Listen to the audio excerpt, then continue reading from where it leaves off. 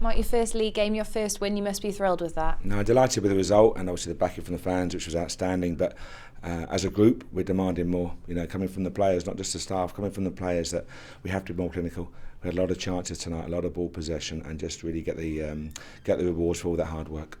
It was just chance after chance in the second half, wasn't it? Was there a point where you were just hoping and praying it would bounce off someone into the back of the net? It was a little bit, but I think we have to recognise at 2-1 it's a dangerous scoreline, and you know we were a little bit loose at times, and the players themselves are very demanding. They know that we should have been, as I say, not outside. It's I don't mean to be disrespectful in any way, but we should have been clear by then.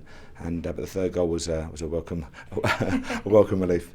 Was there a time in the second half where you were thinking that maybe the team couldn't get that third goal and they couldn't close it out? No, not at all. I think you saw the momentum and desire, and I thought the energy levels were outstanding, and they kept driving forward. At 3-1 they kept driving forward, and that's important. There's some really good displays tonight. You know, the young two wingers, Tom Walsh and Barry, did really well tonight. Outstanding. Andy Halliday again, but all over the park. Lee Wallace, tremendous performance. That's a first class performance from Lee. But all over the park, good performances, good levels of hunger and commitment, and we have to take it forward. Now all eyes now on the next game.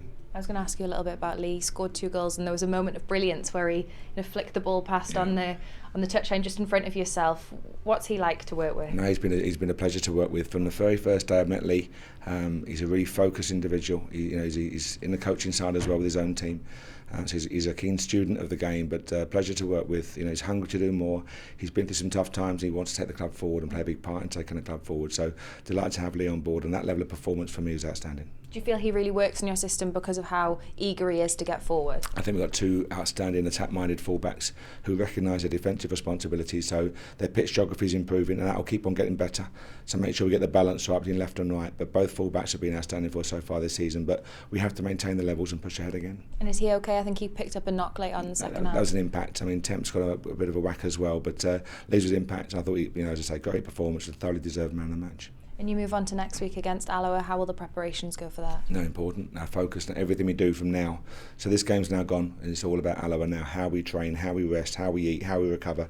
It has to be the best we can be in everything that we do, and that's going to be our mantra throughout the course of this season, to work together to be the best we can be.